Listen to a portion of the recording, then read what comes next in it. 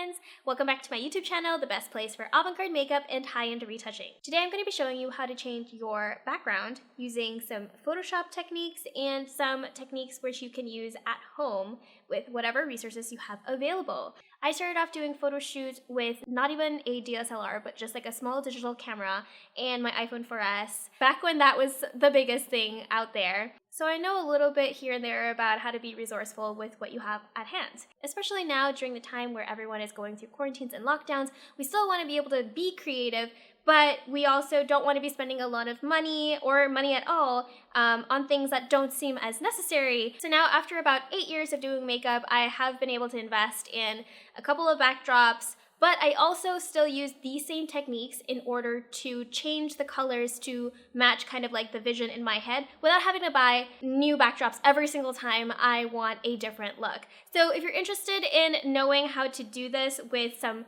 super simple techniques, trust me, it's really easy, then keep on watching.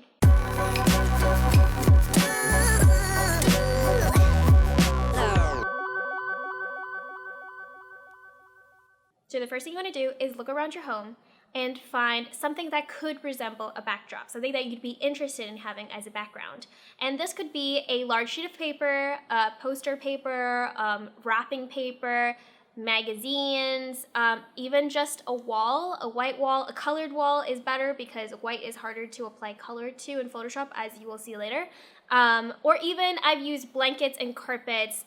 Printed patterns are totally fine, depending on what type of look that you are doing and what you're comfortable with, but I generally would like to look for something that is a solid color, and so things like blankets and carpets work really well in this case. Now, depending on how you're doing the photo shoot, you can either try to pin up a tapestry against the wall, you can hang it over something, you can put it on the ground and lay on top of it. There's so many different ways to do this. But what I'd recommend is just finding the position that you're most comfortable with. So I used to use this red blanket in a lot of my photo shoots. I would drape that or pin that on the wall. Now, after you take the photos, you want to upload them to your computer, drag that photo into Photoshop.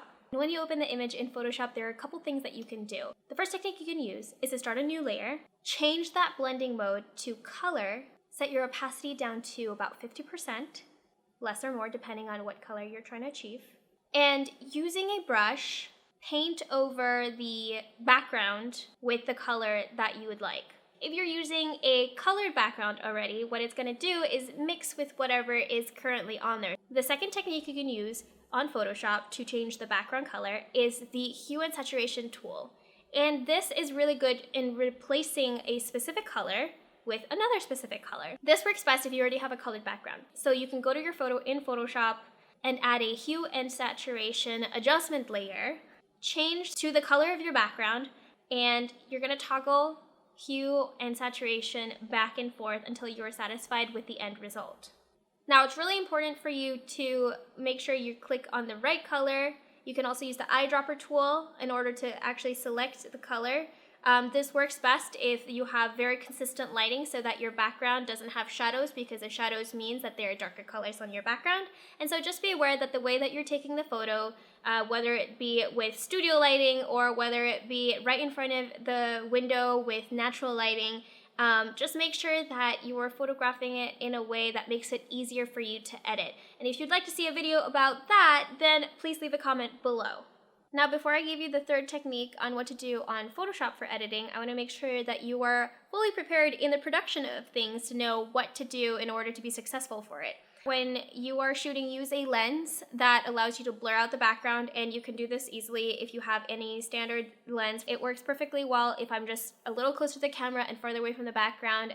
The background has this bokeh effect. If you don't have a camera, then you can use an iPhone that has portrait mode. Make sure you're focused on yourself, set in front of a window, and you'll see that it makes a world of a difference because it allows the background to be blurred. Why do we want the background to be blurred? Because in this next technique, what we're doing is if you are at a place where you do not have a carpet or a blanket or any of the things that I had mentioned a while ago, but you do have maybe like a small sheet of paper that clearly is not big enough to be a background. So what you can do is take a picture, a nice picture, put it flat, take a picture. If it's digital, just make sure it's high resolution.